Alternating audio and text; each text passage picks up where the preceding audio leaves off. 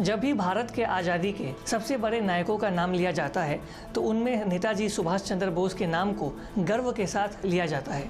आज 18 अगस्त है और नेताजी सुभाष चंद्र बोस की आज जयंती है। यानी कि आज के 18 अगस्त के दिन वर्ष 1945 में माना जाता है कि नेताजी सुभाष चंद्र बोस की एक प्लेन हादसे में उनकी मौत हो गई थी। मगर आज भी नेताजी सुभाष चंद्र बोस की मौत दुनिया की सबसे बड़ी मिस्ट्री में से एक है।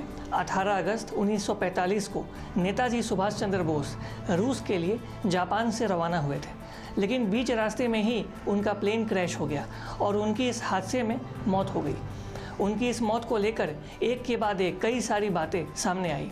कई लोगों का ऐसा मानना है कि नेताजी मरे नहीं थे बल्कि वो जिंदा थे। तथ्यों के मुताबिक 18 अगस्त 1945 को नेताजी हवाई जहाज़ से मंचूरिया जा रहे थे और इसी दौरान हवाई सफ़र के बाद वो वहाँ से लापता हो गए। हालांकि जापान की एक संस्था ने उसी साल 23 अगस्त को ये खबर जारी किया कि नेताजी का विमान ताइवान में दुर्घटनाग्रस्त हो गया था, जिसके कारण उनकी मौत हो गई। लेकिन इसके कुछ ही दिनों के बाद खुद ही जापान सरकार ने इस बात की पुष्टि की थी कि 18 अगस्त 1945 को ताइवान में कोई विमान हादसा हुआ ही नहीं था। इतना ही नहीं, नेताजी सुभाष चंद्र बोस के बॉडीगार्ड और ड्राइवर कर्नल निजामुद्दीन नेताजी के साथ करीब 1943 से 1945 तक रहे थे। उनका हमेशा से ये मानना था कि नेताजी सुभाष चंद्र बोस की मृत्यु नहीं हुई है और ना ही उनकी किसी प्रकार की कोई दुर्घटना में मौत हुई है। उन्होंने कहा था कि वो खुद नेताजी सुभाष चंद्र बोस को क्रैश वाली खबर के 3-4 महीने के बाद बर्मा थाईलैंड बॉर्डर पर छोड़ के आए थे। अनोखी बात यह भी है कि जब 18 अगस्त को सुभाष चंद्र बोस की प्लेन क्रैश में मौत की खबर आई, तब गांधी जी ने सुभाष चंद्र बोस के परिवार को चिट्ठी लिखकर उनका श्राद्ध नहीं करने को कहा था। ये भी हैरान करता है। कई लोग ये भी दावा करते हैं कि यूपी के अयोध्या के राम भवन में रहने वाले गुमनामी बाबा ही सुभाष चंद्र बोस थे। गुमनामी बाबा सिर्फ कुछ लोगों से ही मिलते थे और एक कमरे में रहते थे। उनसे हर कोई व्यक्ति नहीं मिल सकता था और वो एक गुमनामी में जीवन बिताते थे। गुमनामी बाबा की मौत 18 सितंबर 1985 को अयोध्या में हुई।